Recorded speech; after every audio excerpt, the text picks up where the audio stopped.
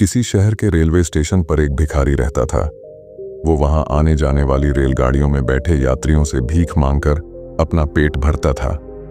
एक दिन जब वह भीख मांग रहा था तो सूट बूट पहने एक लंबा सा व्यक्ति उसे दिखा। उसने सोचा कि यह व्यक्ति बहुत अमीर लगता है, इससे भीख मांगने पर यह मुझे जरूर अच्छे पैसे देगा। वह उस लंबे व्यक्ति से भीख मांगने लगा। भिखारी को देखकर उस लंबे व्यक्ति ने कहा, तुम हमेशा मांगते ही रहते हो, क्या कभी किसी को कुछ देते भी हो? भिखारी बोला, साहब मैं तो भिखारी हूं, हमेशा लोगों से मांगता ही रहता हूं, मेरी इतनी औकात कहां कि किसी को कुछ दे सकूं। लंबा व्यक्ति बोला, जब किसी को कुछ दे नहीं सकते तो तुम्हें मांगने का भी कोई हक नहीं है। मैं एक व्यापारी हूं और लेन देन में ही विश्वास करता हूं। अगर तुम्हारे पास मुझे कुछ देने को हो तभी मैं तुम्हें बदले में कुछ दे सकता हूं। इतना कहने के बाद वह लंबा आदमी ट्रेन में बैठकर चला गया। इधर भिखारी उसकी कही गई बात के बारे में सोचने लगा। उस लंबे व्यक्ति के द्वारा कही गई बात उस भिखारी के दिल में उतर गई। वह सोचने लगा कि शायद मुझे भीख में अधिक पैसा इसीलिए नहीं मिलता क्योंकि मैं उसके बदले में किसी को कुछ दे नहीं पाता हूं। लेकिन मैं तो भिखारी हूं, किसी को कुछ देने लायक भी नहीं हूं। लेकिन कब तक मैं लोगों को बिना कुछ दिए केवल मांगता ही रहूंगा? बहुत सोचने के बाद उस भिखारी ने निर्णय किया कि जो भी व्यक्ति उसे भीख देगा उसके बदले में वह भी उस व्यक्ति को कुछ जरूर देगा। लेकिन अब उसके दिमाग में यह प्रश्न चल रहा था कि वह खुद भिखारी है तो भीख के बदले में वह दूसरों को क्या दे सकता है। इस बात को सोचते हुए 2 दिन हो गए, लेकिन उसे अपने प्रश्न का कोई उत्तर नहीं मिला था। तीसरे दिन जब वह स्टेशन के पास बैठा हुआ था तभी उसकी नजर कुछ फूलों पर पड़ी जो स्टेशन के आसपास के पौधों पर खिल रहे थे। उसने सोचा, क्यों ना मैं लोगों को भीख के बदले कुछ फूल दे दिया करूं।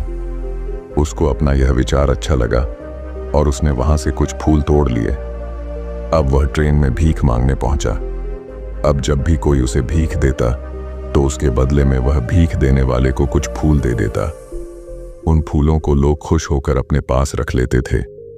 अब भिखारी रोज फूल तोड़ता और भीख के बदले में उन फूलों को लोगों में बांट देता था।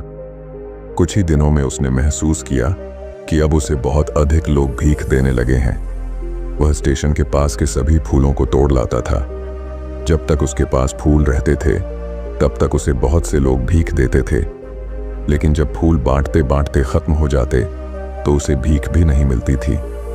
अब रोज ऐसा ही चलता रहा। एक दिन जब वह भीख मांग रहा था तो उसने देखा कि वही लंबा व्यक्ति ट्रेन में बैठा है जिसकी वजह से उसे भीख के बदले फूल देने की प्रेरणा मिली थी। वह तुरंत उस व्यक्ति के पास पहुंच गया और भीख मांगते हुए बोला, आज मेरे पास आपको देने के लिए कुछ फूल हैं, आप मुझे भीख दीजिए तो बदले में मैं आपको कुछ फूल दूंगा। उस लंबे व्यक्ति ने उसे भीख के रूप में कुछ पैसे दे दिए और भिखारी ने कुछ फूल उसे दे दिए।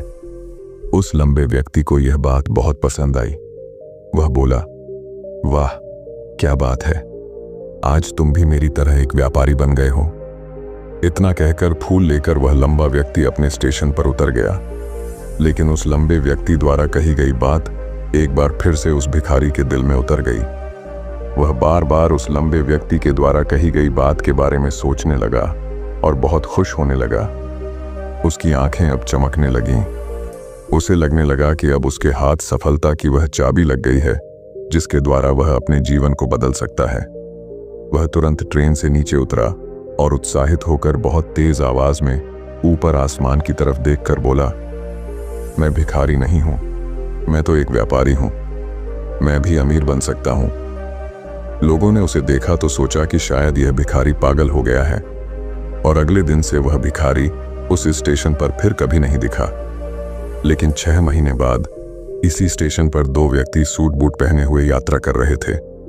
दोनों ने एक दूसरे को देखा तो उनमें से एक ने दूसरे से हाथ मिलाया और कहा, क्या आपने मुझे पहचाना?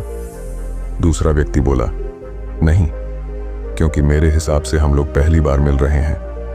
पहला व्यक्ति बोला, नहीं, आप याद कीजिए, हम पहली बार नहीं बल्कि तीसरी बार मिल रहे हैं। दूसरा व्यक्ति बोला, मुझे याद नहीं, वैसे हम पहले 2 बार कब मिले थे? अब पहला व्यक्ति मुस्कुराया और बोला, हम पहले भी 2 बार इसी ट्रेन में मिले थे।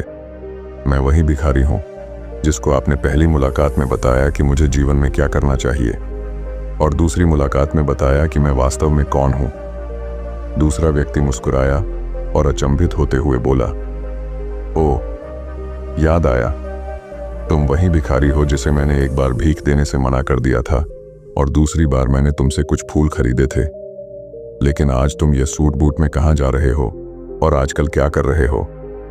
तब पहला व्यक्ति बोला, हाँ, मैं वही भिखारी हूं, लेकिन आज मैं फूलों का एक बहुत बड़ा व्यापारी हूं और इसी व्यापार के काम से ही दूसरे शहर जा रहा हूं। कुछ देर रुकने के बाद वह फिर बोला, आपने मुझे पहली मुलाकात में प्रकृति का वह नियम बताया था जिसके अनुसार हमें तभी कुछ मिलता है जब हम कुछ देते हैं। लेन देन का यह नियम वास्तव में काम करता है। मैंने यह बहुत अच्छी तरह महसूस किया है, लेकिन मैं खुद को हमेशा भिखारी ही समझता रहा। इससे ऊपर उठकर मैंने कभी सोचा ही नहीं। और जब आपसे मेरी दूसरी मुलाकात हुई तब आपने मुझे बताया कि मैं एक व्यापारी बन चुका हूं। अब मैं समझ चुका था कि मैं वास्तव में एक भिखारी नहीं बल्कि व्यापारी बन चुका हूं। मैंने समझ लिया था कि लोग मुझे इतनी भीख क्यों दे रहे हैं, क्योंकि वह मुझे भीख नहीं दे रहे थे बल्कि उन फूलों का मूल्य चुका रहे थे। सभी लोग मेरे फूल खरीद रहे थे क्योंकि इससे सस्ते फूल उन्हें कहाँ मिलते। मैं लोगों की नज़रों में एक छोटा व्यापारी था, लेकिन मैं अपनी नज़रों में एक भिखारी ही था। आपके बताने पर मुझे समझ आ गया कि मैं एक छोटा व्यापारी हूँ। मैंने ट्रेन में फूल बांटने से जो पैसे इकट्ठे किए थे उनसे बहुत से फूल खरीदे और फूलों का व्यापारी बन गया। यहाँ के लोगों को फूल बहुत पसंद है और उनकी इसी पसंद ने मुझे आज फूलों का एक बहुत बड़ा व्यापारी बना दिया। दोनों व्यापारी अब खुश थे और स्टेशन आने पर साथ उतरे और अपने अपने व्यापार की बात करते हुए आगे बढ़ गए। दोस्तों, इस कहानी से हमें बहुत कुछ सीखने को मिलता है। कहानी में लंबा व्यापारी गिव एंड टेक के नियम को बहुत अच्छी तरह जानता था।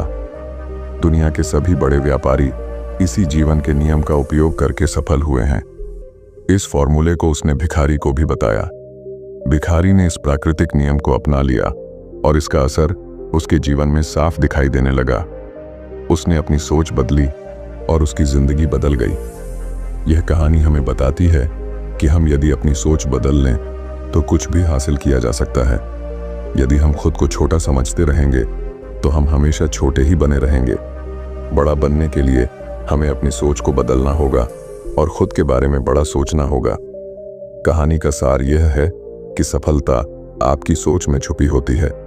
खुद का आत्मसम्मान जगाइए, अपनी सोच को बड़ा बनाइए और देखिए कैसे आप सफलता के शिखर पर पहुंच जाते हैं।